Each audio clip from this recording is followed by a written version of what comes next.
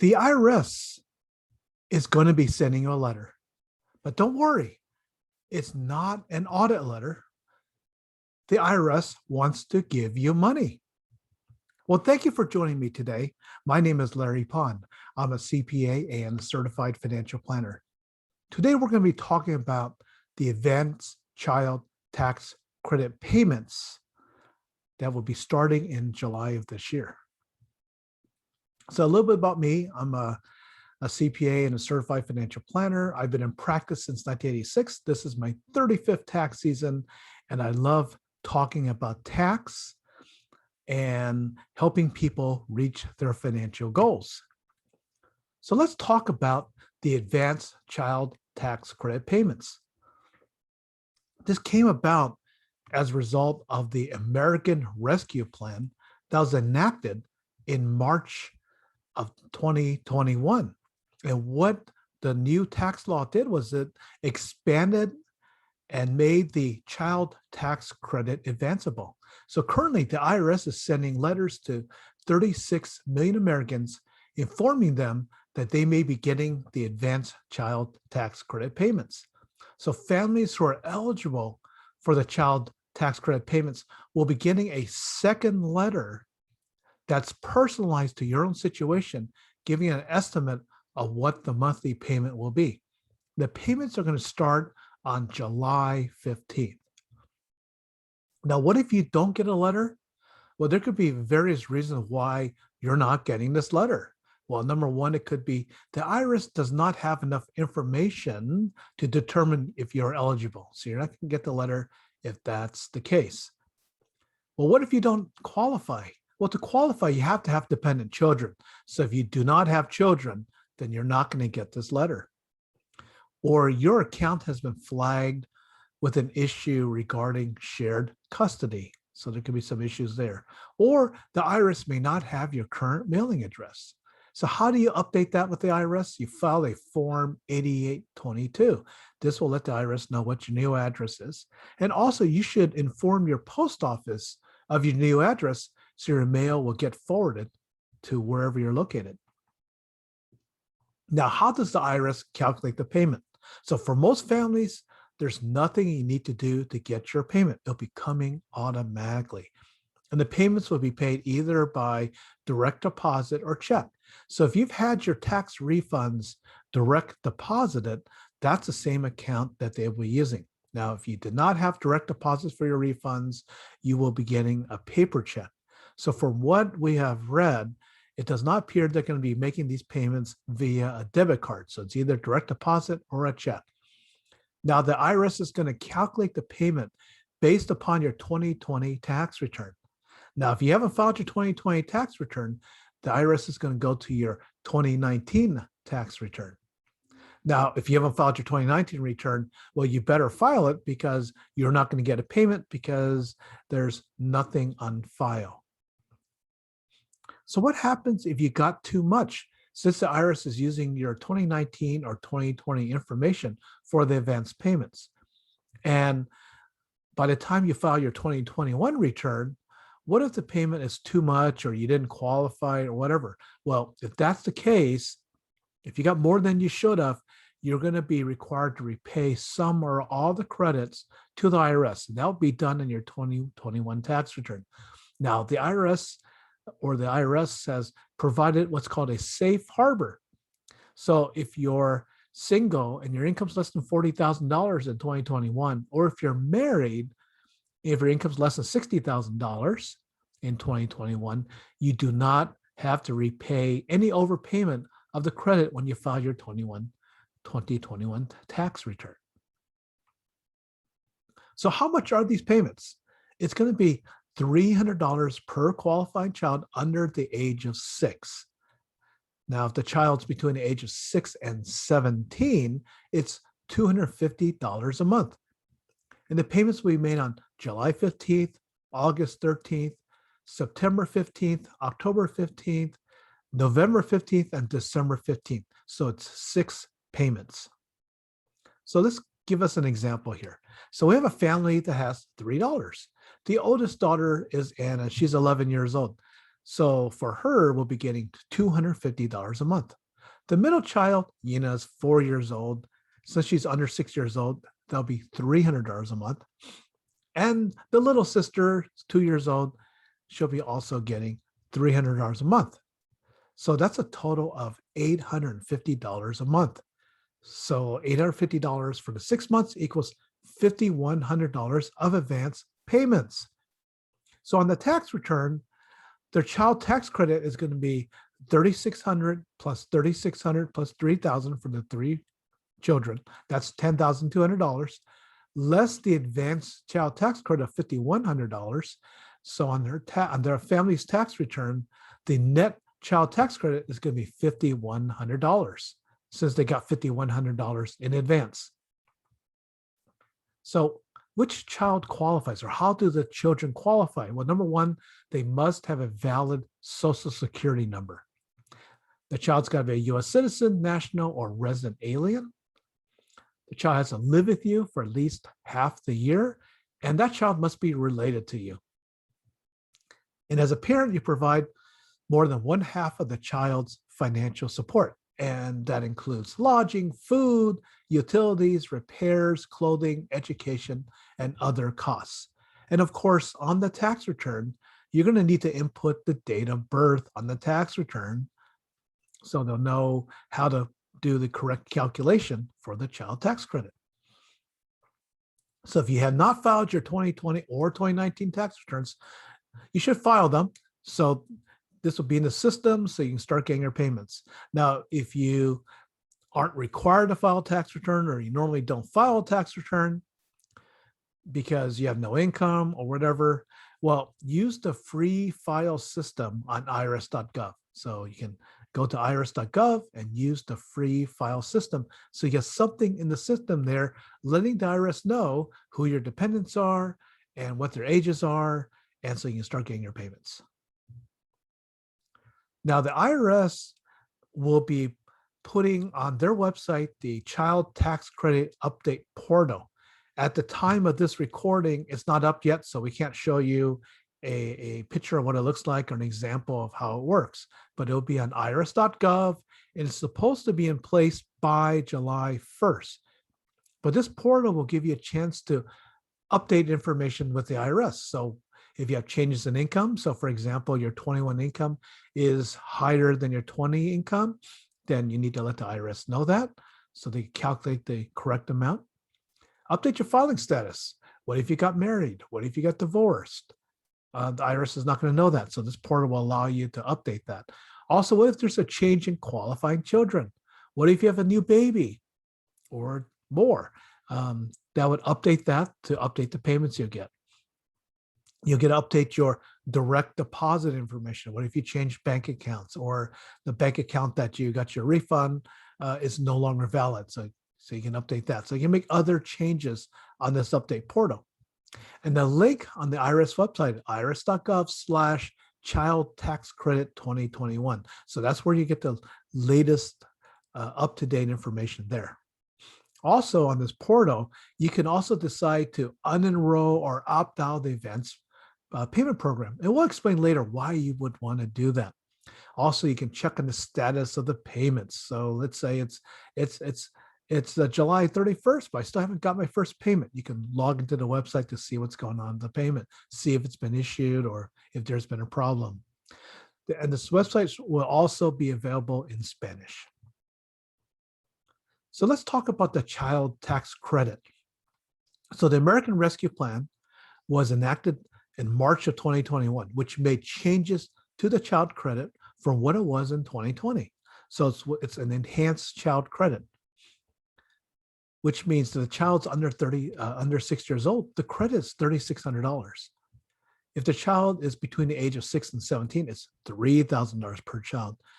So the enhancement is $1,600 for a child under 6, or $1,000 for a child between 6 and 17, because before 2021, the credit was worth $2,000 per eligible child under the age of 17.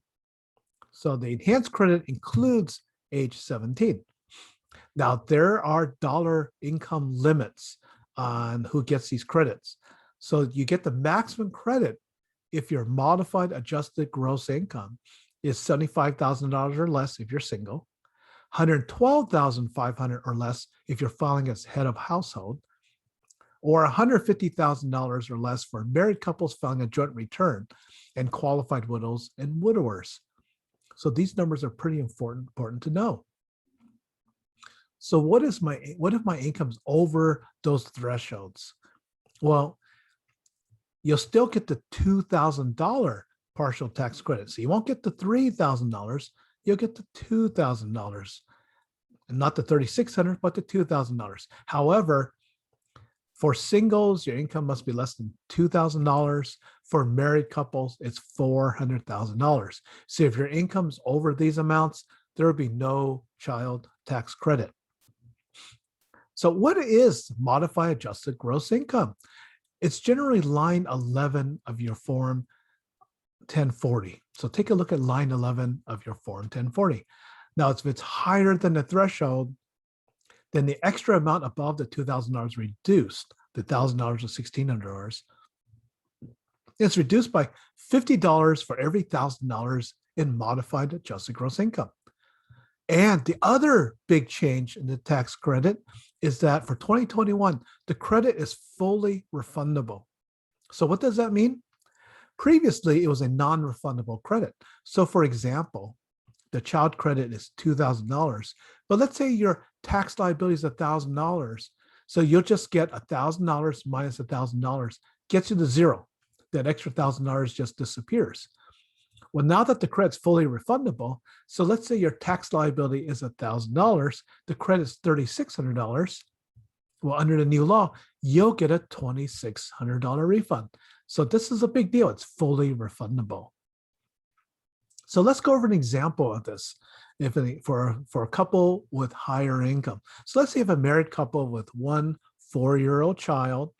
So that means that child will qualify for the $3,600 child tax credit, but their income is $160,000 for 2021. So that's $10,000 over the phase out because the phase out's $150,000.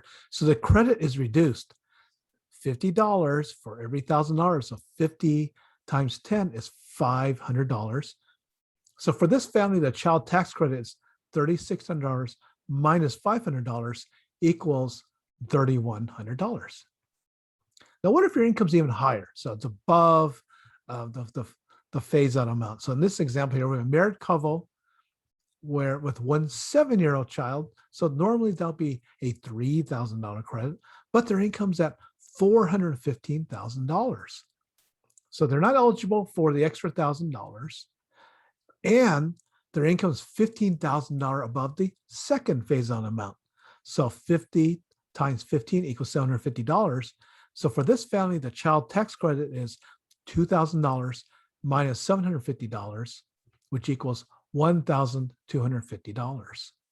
So that's basically how this math works out. Now, should you opt out? Well, there's some things to consider. For some people, they go, instead of getting the money up front, they want the credits to pay their tax bill. Maybe there's other reasons for that, such as they've got a business, or which means they'll have estimated payments to make. And these credits can be used to pay the tax liability, or they might have a capital gain or whatever. The child's birthday put them over the age cutoff. So if the child turns 18 by the end of 21, that child's no longer eligible for the child tax credit. So you need to go to the portal and update that. Or if you're divorced or unmarried, but you and the other parent, you take turns claiming the child. Like, I'll take the kid on the even years, you take the kid on the odd years, or whatever. So you'll need to inform the IRS on that, because they're not going to really know. Or you want a bigger refund later. So when you file your tax return, you get the bigger refund, because a lot of people use their tax refunds to pay for their property taxes.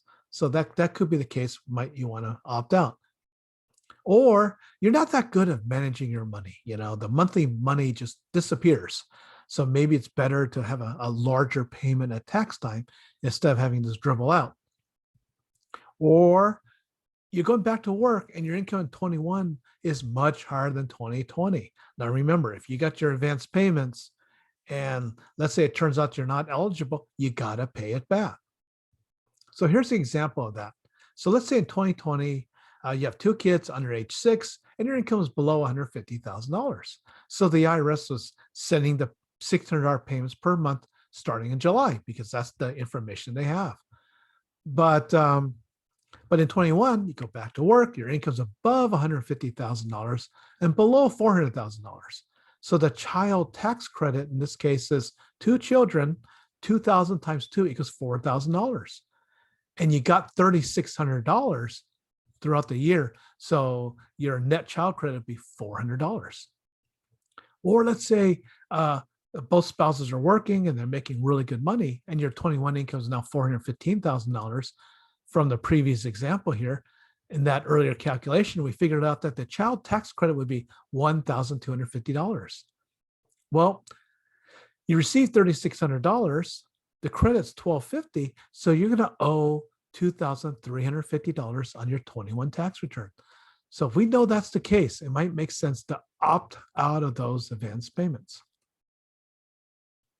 Now, there's a question about what if you owe back taxes or back child support? Is the IRS going to keep that? So the IRS has said that they will not offset past due federal taxes, state taxes, or other federal or state debts. Also, there's no offset for people who are behind on the child support payments. However, there's no protections against garnishment by private creditors or debt collectors. So your payment could be seized for those payments. And the other question a lot of people ask is, are these amounts taxable? So no, they are not taxable. They are advance payments of the child tax credit and will reconcile on your 21 tax return. Also for state tax purposes, it's not taxable. Now, the IRS has told us that in January of 22, they're going to be sending us a notice summarizing these payments. So it's kind of similar to those letters you got last year regarding the economic impact payments, also known as stimulus payments. So don't throw those notices away, because at tax time, you're going to need that to reconcile on your 1040. Now, how much is this program costing the taxpayers? So the commissioner of the IRS recently testified to Congress and told them that this specific program is going to cost the government $391 million to run this program, because they need to create a whole new structure within the IRS because they haven't done this before recently. So they need to do that. And that's going to mean an additional 300 to 500 people to support this: telephone support, technical support, and all those operational things. Remember, this is going to 36 million families. And that's 65.6 million children that this is affecting. So it's a pretty big program. It's going to be a lot of dollars here. Now, there's some tax planning we can do in terms of, well, what if my income is too high to get this credit? What can I do to lower my income to get there? Well, we got to think of things that reduces adjusted gross income. Number one, if you're not an itemizer, there's a charitable deduction for non-itemizers. That's $300 if you're single, $600 for married filing jointly. There's the $250 educator expenses if you're a K-12 teacher or staff member of a school. And certain business expenses of reservists, performing artists, and fee-basis government officials, those are deductible, what's called above the line, to reduce adjusted gross income. Health savings account deduction, participating in that can help reduce your adjusted gross income. If you're a member of the armed forces and you have to move, those moving expenses are deductible and reduces your adjusted gross income. If you're self-employed, the deductible portion of your self-employment tax reduces your adjusted gross income. Contribution to a retirement plan certainly helps. This applies if you're an employee or if you're self-employed. So for example, a SEP, simplified employee pension, a simple IRA, or other types of retirement plan contributions will certainly reduce your adjusted gross income. If you're self-employed and you pay for health insurance, self-employed health insurance deduction. If you cash out a CD early, penalty on early withdrawal of savings. If you have deductible alimony, now that law has changed since 2019. So you need to check to see if you have deductible alimony that's being paid.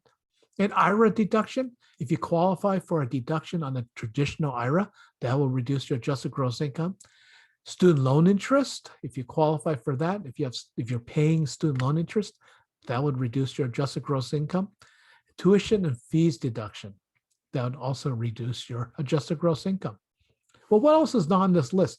One other items that are not on this list you should consider if you have a brokerage account and if you have capital losses, you might want to realize some of your capital losses.